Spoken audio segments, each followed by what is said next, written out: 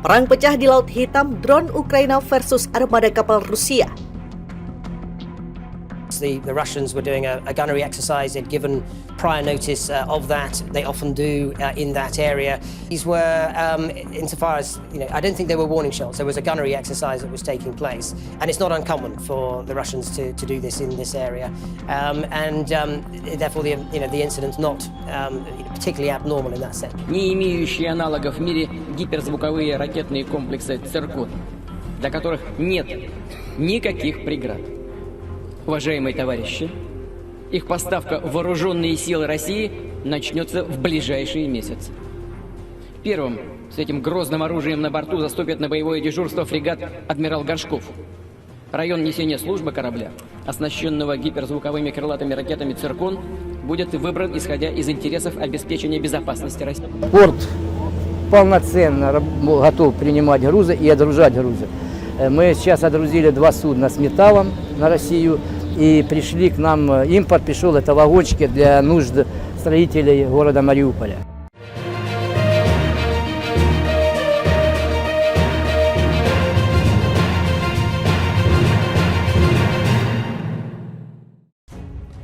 Perang Rusia di Ukraina kembali membuat sejarah baru saat pasukan Ukraina melepaskan serangan udara dan laut atas armada Laut Hitam Rusia. Dilakukan sepenuhnya menggunakan drone, ini adalah pertama kalinya pertempuran terjadi antara manusia versus drone di laut. Beberapa drone itu terlihat mampu dilumpuhkan oleh rentetan tembakan, tapi beberapa dilaporkan mampu merusak 3 kapal perang. Serangan itu terjadi pada Sabtu 30 Oktober 2022, sekitar pukul 4.20 waktu setempat. Kementerian Pertahanan Rusia mengatakan ada sebanyak 9 drone laut dan udara yang dilancarkan sejauh 100 mil dari wilayah yang dikuasai Ukraina ke pelabuhan Rusia Sevastopol. Rusia mengklaim mampu merontokkan seluruh yang menyerang dari udara, tapi tidak menerangkan untuk yang datang dari dalam air. Sebuah video kemudian beredar di media sosial tak lama dari pernyataan itu. Isinya menunjukkan sebuah helikopter Rusia menembaki apa yang terlihat seperti salah satu drone laut Ukraina. Peluru yang dimuntahkan dari senapan mesin yang ada di helikopter Mi-17 Rusia terlihat di permukaan laut, menghujani sekitaran drone, tapi tidak jelas apakah drone itu mampu dilumpuhkan juga. Video yang lain menunjukkan gambar dari alat pencitraan thermal yang terpasang pada drone laut yang lainnya saat dia mendekat ke objek terkenal di armada Laut Hitam Rusia, kapal perang frigate Admiral Makarov. Video terhenti hanya beberapa meter jarak drone dari lambung frigate itu.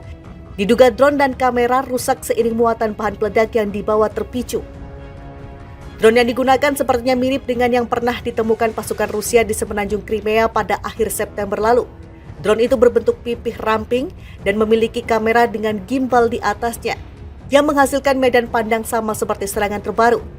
Temuan itu sepertinya telah membuat pasukan Rusia mewaspadai serangan dengan drone serupa itu. Temuan itu sepertinya telah membuat pasukan Rusia mewaspadai serangan dengan drone serupa itu yang ditunjukkan dengan kehadiran helikopter bersenjata di sekitar Makarov dan anggota armada Laut Hitam lainnya. Sejumlah pejabat Rusia menyatakan hanya ada kerusakan minor pada Ivan Globet, sebuah kapal penyapu ranjau karena serangan drone Ukraina. Namun jurnalis Ukraina yang membagikan video di atas meyakini kalau Admiral Makarov dan setidaknya 2 kapal laut lainnya yang dibekali rudal jelajah kaliber juga rusak karenanya. Belum jelas apakah 2 kapal perang lainnya itu termasuk Ivan Globet dan sebuah landing ship yang diduga juga menjadi target serangan drone Ukraina. Tidak satupun di antara keduanya yang mengangkut kaliber yang siap luncur. Kemungkinan lain adalah kedua kapal tersebut sedang digunakan untuk mengisi ulang peluncur rudal Admiral Makarov di tengah laut. Dari Moskow, para pejabat Rusia tak mengakui adanya kerusakan apapun pada Makarov. Serangan drone Ukraina ini tercatat sebagai yang pertama di mana pertempuran melibatkan sepasukan drone laut di satu sisi dan kapal perang berawak di sisi yang lain. Pada November 1940, satu kelompok terdiri dari 21 biplane Inggris yang terbang dari kapal induk HMS Illustrious dipersenjatai torpedo menyerang armada Italia yang sedang membuang sauh di Taranto. Tapi saat itu serangan hanya dari satu sisi, mirip atau menginspirasi serangan Jepang atas Pearl Harbor. Armada perang Laut Hitam Rusia Moskva tenggelam, ledakan atau kena rudal. Moskva, satu di antara kapal perang paling penting dalam armada Angkatan Laut Rusia, dilaporkan tenggelam di Laut Hitam pada Kamis 14 April 2022. Kapal perang jenis penjelajah ini tenggelam saat sedang ditarik ke pelabuhan terdekat, Sevastopol, setelah sehari sebelumnya mengalami kebakaran hebat. Sebelum media Rusia mengumumkan kebakaran itu dan adanya evakuasi kru kapal, militer Ukraina mengklaim telah menghantam rudal anti kapal Neptunus ke Moskva. Media Rusia menyatakan tenggelamnya Moskva setelah kru kapal perang besar itu memerangi kebakaran dan kerusakan yang ditimbulkan selama lebih dari 1 hari. Pada Minggu 17 April 2022, Kementerian Pertahanan Rusia mengunggah di media sosial sebuah video upacara mengenang Moskva, menunjukkan sebanyak 240 orang yang selamat atau sekitar separuh dari jumlah kru yang biasa ada di kapal perang penjelajah itu. Banyak pertanyaan mengenai peristiwa yang sebenarnya terjadi, sementara banyak informasi yang beredar berisi kontradiksi satu sama lain. Sebagai contoh, apa yang memicu api dan ledakan? Kenapa Moskva tak mampu mendeteksi rudal yang datang? Bagaimana mungkin hanya 2 rudal anti kapal bisa menyebabkan kapal penjelajah berbobot 12.000 ton itu tenggelam? Dan bagaimana rudal Neptunus itu ditembakkan? Kebakaran karena ledakan amunisi atau serangan Neptunus? Rusia mengklaim ledakan amunisi menyebabkan kebakaran, sementara kubu Ukraina mengatakan telah menembak Moskva dengan 2 rudal anti kapal Neptunus. Rusia belum sekalipun menanggapi adanya serangan rudal itu yang menjadikan Moskva kapal perang terbesar korban perang pasca Perang Dunia II. Sebaliknya, Moskow terus dengan klaimnya bahwa Moskva terbakar karena ledakan dari kapal selam itu sendiri, lalu tenggelam di tengah badai saat kapal sedang ditarik. Pernyataan dan klaim Rusia itu tidak konsisten. Alasannya saat kapal perang besar seperti Moskva sedang berlayar, sangat janggal terjadi kebakaran muatan amunisi yang lalu membuat seluruh badan kapal dilumat api. Lebih jauh, tidak ada cuaca buruk di Laut Hitam ketika Moskva sedang ditarik seperti kronologi yang dinyatakan media Rusia. Tinggi gelombang saat itu dilaporkan hanya sekitar 1 meter dan kecepatan angin sekitar 14 knot, yang mengindikasikan gangguan kondisi laut dan cuaca yang ringan saja. Laporan kebakaran di Moskva oleh media pemerintah Rusia datang hanya beberapa jam setelah adanya klaim dari militer Ukraina kalau kapal itu telah dihancurkan dengan rudal anti kapal. Laporan berbeda versi Rusia dan urutan waktu memperkuat pandangan bahwa klaim dari Ukraina akurat. Tapi mempercayai serangan yang dilancarkan menggunakan rudal Neptunus adalah hal yang lain lagi. Penyebabnya, berdasarkan pengumuman oleh Kementerian Pertahanan Ukraina pada Desember 2021 lalu, pengiriman rudal-rudal itu dijadwalkan baru dilakukan April 2022. Sementara perang pecah mulai Februari, sehingga ragu untuk meyakini Ukraina telah memiliki rudal anti kapal Neptunus dalam persenjataannya melawan invasi Rusia ini. Operasi kapal-kapal perang Rusia di Laut Hitam dekat wilayah perairan Ukraina juga mempertebal keraguan pengiriman rudal bisa dilakukan di masa awal perang itu terjadi.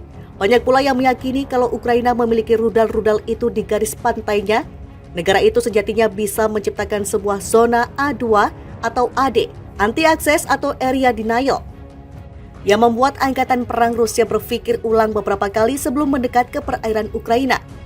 Tapi fakta bahwa rudal-rudal Neptunus tidak digunakan sepanjang 45 hari pertama perang Rusia-Ukraina memperkuat pendapat yang mengatakan rudal disiapkan untuk mendapatkan kemampuan operasional awal dan bahkan serangan awal ke armada Laut Hitam dilakukan untuk mengambil keuntungan dari efek kejut. Drone TB2 alihkan perhatian Moskva, rudal Neptunus menyerang. Di tengah absennya konfirmasi dari pejabat yang resmi, spekulasi beredar di media sosial kalau Moskva sedang sibuk melacak drone tempur Bayraktar TB2 saat rudal anti kapal Neptunus menghajarnya. Bayraktar buatan Turki telah terbukti mampu mengganggu pasukan Rusia sejak hari-hari pertama perang. Ada pula spekulasi lain yang menduga Moskva hanya memiliki 1 radar pertahanan udara utama yang besar, 3P-41 Volna, yang menghadapi rudal-rudal S-300 yang hanya memiliki medan pandang 180 derajat. Sedangkan cakupan pandangan 360 derajat disediakan oleh sistem radar berbeda, MR-800 Foxcop atau Topper, untuk pemantauan udara jarak jauh 3D sekaligus antisipasi rudal jarak pendek SA-8. Disebutkan pula kalau Topper radar tidak dapat membedakan Neptunus yang terbang menyusur permukaan laut di antara ombak yang tercipta karena badai. Klaim-klaim itu tak memiliki basis yang solid sejak kapal yang dibahas ini adalah sebuah cruiser kelas Slava dengan kemampuan pertahanan udara yang sangat baik. Meski drone-drone Bayraktar TB2 sangat berguna dalam perang di laut, kapal sejenis Moskva didesain untuk melacak dan mementahkan banyak kontak udara sekaligus. Karenanya melumpuhkan cruiser kelas Sava ini dengan hanya satu atau beberapa drone tempur sekalipun dianggap tidak realistis.